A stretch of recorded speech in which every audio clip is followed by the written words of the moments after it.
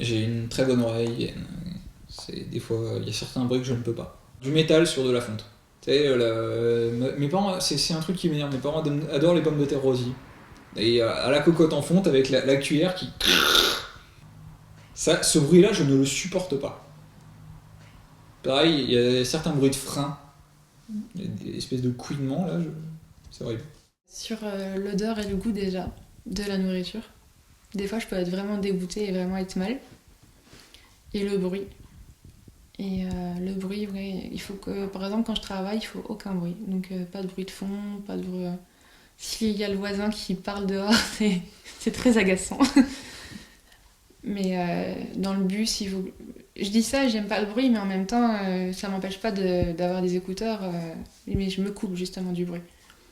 Quand je suis dans le bus, dans le train, je mets mes écouteurs. Quand je suis dehors, je mets mon MP3, ce qui en gros constitue une très bonne barrière. Je suis très très sensible au bruit.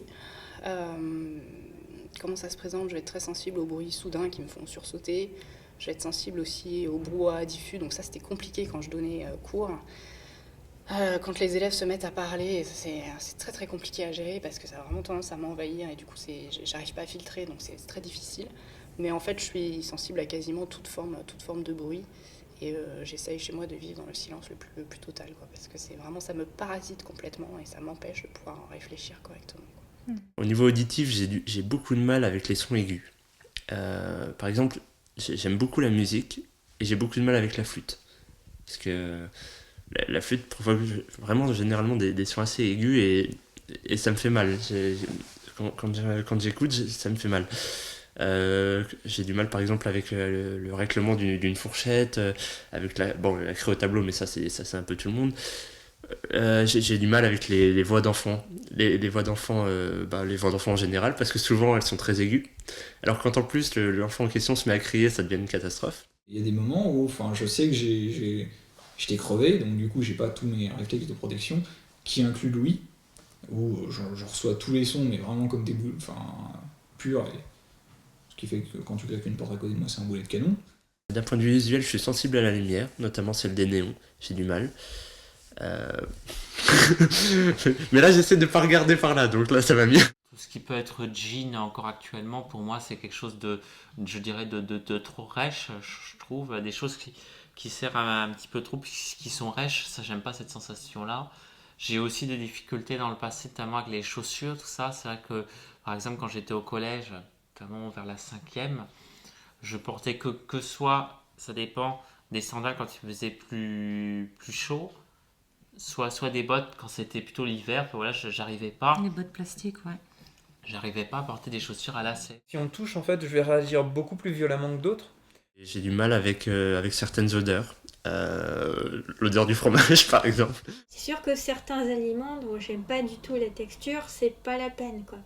C'est, par exemple, les champignons cuits d'une certaine manière. Quand je trouve une arête dans un poisson, c'est mort. On dit le gaspillage. C'est des textures en nourriture que je peux pas supporter ou certains goûts qui me révulsent totalement. La banane, je n'aime pas la banane depuis que je suis née.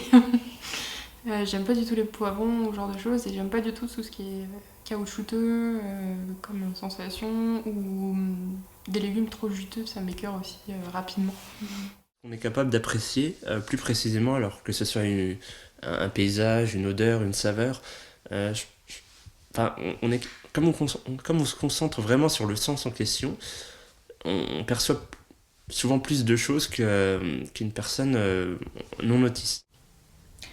Oui, il y a certains morceaux de musique, certains sons qu'il aime beaucoup, donc c'est en répétition.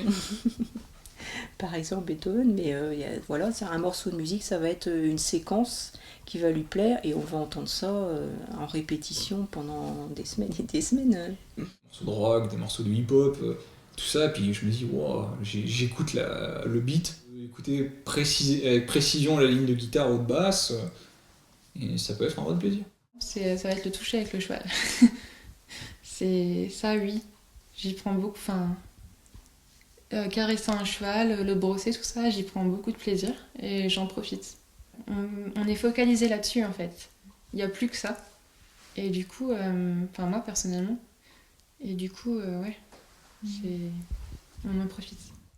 Ou parfois j'ai de la synesthésie aussi, c'est le mélange de sens.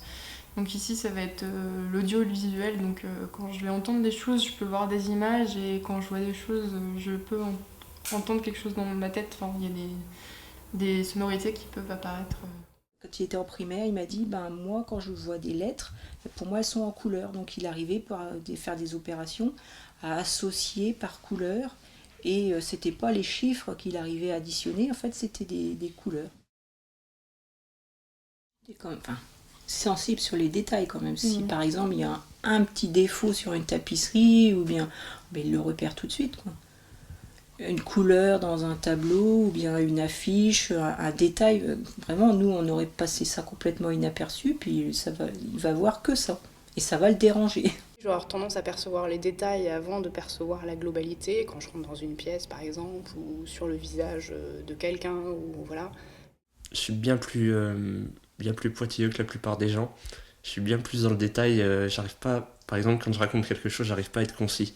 Enfin, il y a souvent cette focalisation, regarder le point pour pas se perdre dans l'ensemble. J'arrive à regarder l'ensemble, mais j'aime bien noter les détails. Beaucoup de mal à synthétiser, de manière générale. Et donc plus une faculté à percevoir les détails et à remarquer des petites choses, alors que tout le monde voit le truc en gros en plein milieu. Nous, on voit le petit détail en dessous, en bas de la toile. Par exemple, ça m'est souvent arrivé quand on étudie des tableaux de peinture, et de voir le tout petit truc et pas le grand truc qui est tellement évident que je le vois pas. Quand je rentre dans une pièce que je connais pas, j'ai besoin de me fixer sur un truc. Quand je regarde l'image, c'est pareil en fait. J'arrive pas à visualiser dans les médias l'image dans son ensemble. Je me focalise sur un point de l'image, et ensuite je continue. Je prends le point suivant, et ainsi de suite. J'ai du mal à voir le tout dans sa globalité, où il faut un certain temps. Je regarde tout, et après ça devient un tout. Pour une image, par exemple, c'est un exercice assez rapide. Ça se fait en, je sais pas, une seconde, par exemple. Enfin, j'enchaîne, mais je vois le coin gauche, ensuite le coin droit, et ainsi de suite. Dans une pièce, c'est comme ça. Par exemple, je me focalise sur un meuble, et ensuite je regarde le meuble à côté. Et puis dans un second temps, je regarde par exemple les murs, ensuite je regarde le plafond. Enfin, c'est un enchaînement de séquences, finalement. Mais du coup, ça peut être quelque chose qui peut être de l'ordre du poétique au quotidien, de la poésie quotidienne, et donc de voir des petits détails et d'avoir des images qui naissent facilement.